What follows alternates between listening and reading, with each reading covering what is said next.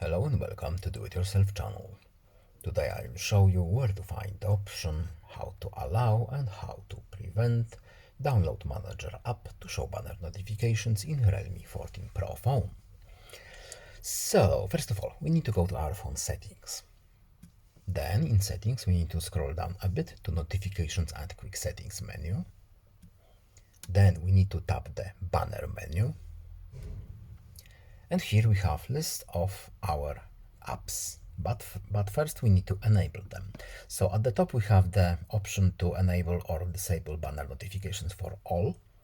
And here we have the list with apps that can use this option. So Download Manager is here. We can enable or disable it using the switch. And there are some apps down there that are blocked from sending the notifications. That's all.